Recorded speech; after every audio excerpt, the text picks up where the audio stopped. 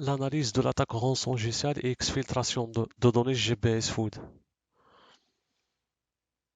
Donc, GBS Food est une société brésilienne fondée en 1953 dont le siège social est à São Paulo. C'est la plus grande entreprise de transformation de viande au monde, bœuf, porc et poulet. Les dirigeants, comme on le voit dans la photo, en ce qui concerne le siège social au Brésil, le président c'est Wesley Batista. Aux États-Unis, donc le président c'est Tim Shellpiper. En ce qui concerne le Canada, c'est David Colwell. Pour le, pour le Mexique et l'Europe et la Grande-Bretagne, c'est Fabio Sandri et Evan Siqueira. Donc, vulnérabilité ciblée, impact de l'attaque. Donc, en ce qui concerne la vulnérabilité, donc le 30 mai en 2021, GBS Food était victime d'une attaque rançongicielle et exfiltration de données. Et selon le gouvernement américain, le groupe Revil de la Russie est le responsable de l'attaque. Donc, en ce qui concerne la vulnérabilité, donc selon la firme américaine Security Scorecard, qui a analysé les logs du serveur. Donc, l'attaque a débuté par la phase de reconnaissance en février 2021, lorsque les pirates ont testé des connexions RDP à l'espace d'adressage IP de GPS Australie.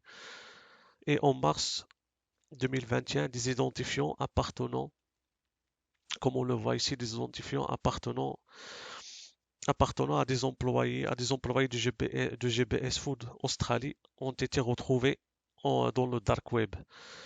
Donc, entre le 18 mai et le 24 mai, la même firme américaine a découvert des connexions TeamViewer entre une adresse IP de l'Inde et le réseau de GPS Food en Australie qui a duré 5 jours. Donc, la connexion TeamViewer a duré 5 jours. Donc, et selon le CSW, la firme Cybersecurity Works, le groupe Revil a ciblé l'une des vulnérabilités suivantes qu'on voit dans la photo. Donc, en ce qui concerne l'impact de l'attaque, entre le 1er mars et le 29 avril 2021, un total de 5 téraoctets de données ont été exfiltrés, probablement en utilisant la connexion TeamViewer qui a duré 5 jours. Donc, et aussi, GBS Food a payé une rançon de 11 millions de dollars. Et parmi les impacts aussi, la suspension de toutes les installations du GPS Food aux États-Unis et la perturbation de l'industrie du bœuf en Australie. Et 7000 employés ont été retirés du marché, ça veut dire du travail en Australie, suivant l'attaque. Pour faire face aux attaques de type rançongiciel, faut avoir une veille, prévention, automatisation bien sûr, implanter des systèmes de détection et aussi protéger les données sensibles avec les chiffrements en repos et en transit, automatiser la supervision, paramétrer les détections de nombres inexplicites sur des courts délais, utiliser les outils de supervision du réseau serveur et application avec efficacité d'une façon dynamique, suivre les alertes d'une façon quotidienne pour être à jour et être en veille, être vigilant sur l'utilisation des médias de stockage externes, avoir une détection automatisée des suppressions, téléchargements même pour les chargements massifs des données, assurer la journalisation, avoir un CIEM, l'investigation et l'analyse des alertes et des incidents, ça veut dire la gestion des incidents bien sûr, et avoir un bon antivirus. Et surtout des antivirus qui traitent, qui analysent le comportement. C'est une technique qui a prouvé son efficacité. Pour les petites compagnies, on peut avoir des anti-malware, mais pour les grandes, comme dans notre cas, il faut avoir des outils qui peuvent gérer des grandes parts comme le Microsoft 365 Defender, Azure Security, Sentinel, Splunk et autres. Aussi les outils de surveillance qui surveillent les échanges de courriels, hein, qui interviennent en cas de phishing. Il faut analyser même les courriels qui ont une apparence légitime tout en collaboration avec les usagers qui ont reçu déjà une formation et une sensibilisation. Et pour la gestion des accès, il faut limiter le nombre de comptes à privilèges et implémenter une solution de gestion de comptes à privilèges. Il faut appliquer le principe de moins de privilèges. Il faut instaurer le MFA, connexion multifacteur, et avoir les mots de passe complexes, avoir la gouvernance et la gestion des identités, des accès et respecter les politiques et avoir une politique et gestion de mots de passe. Aussi, l'audit est très important, soit l'audit technique qui concerne l'infrastructure et autres, et l'audit procédural qui permet de bien contrer tous les agissements qui sont malveillants au sein de l'entreprise.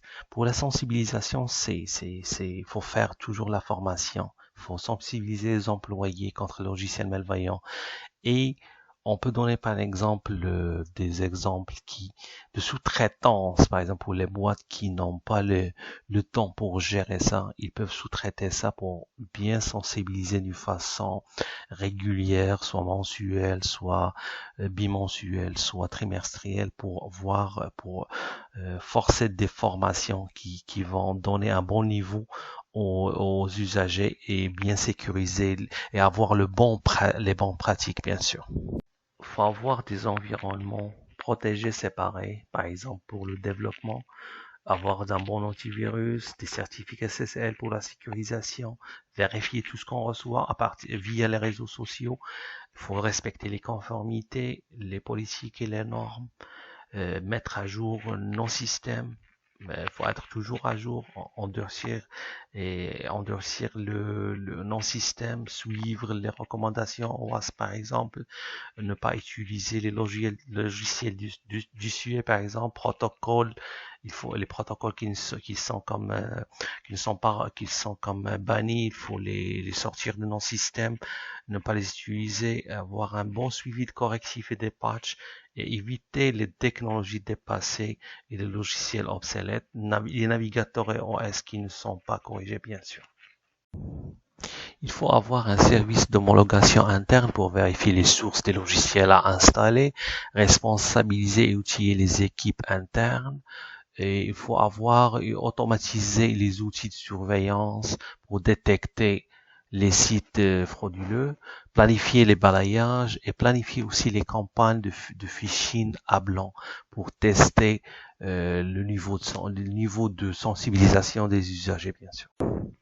Le point le plus important, c'est la protection contre l'exfiltration de données. Il faut mettre en place une protection contre la perte de données, DLP, et il faut aussi surveiller les courriers sortants et les analyser pour vérifier la présence de données sensibles pour les bloquer.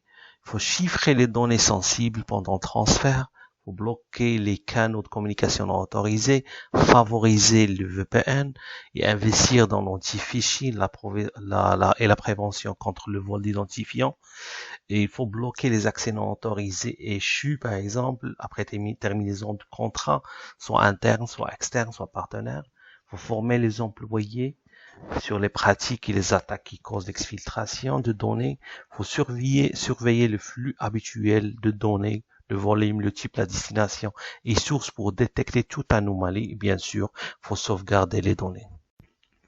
En cas d'attaque, il faut avoir déjà mis en place un système de sauvegarde pour assurer la survie de l'activité, ne pas payer de rançon pour décourager les criminels aussi parce que c'est pas sûr qu'on va recevoir nos données après, avoir un plan de redéploiement des serveurs et mise en production, une bonne stratégie de sauvegarde et avoir la possibilité de revenir à n'importe quelle copie pour la restaurer, avoir un plan de récupération, plan de relève, et si on souhaite pas gérer ses calendriers de sauvegarde, on peut sous-traiter ça et être tranquille avec ça. Pour conclure, on peut dire que il vaut mieux bien investir avant d'être attaqué par un ransomware ou par n'importe quelle cyberattaque. Il faut investir, il faut bien sécuriser le système, sécuriser nos données, sinon on va payer plus que ça si on veut réparer et restructurer et sécuriser les actifs après une attaque, bien sûr.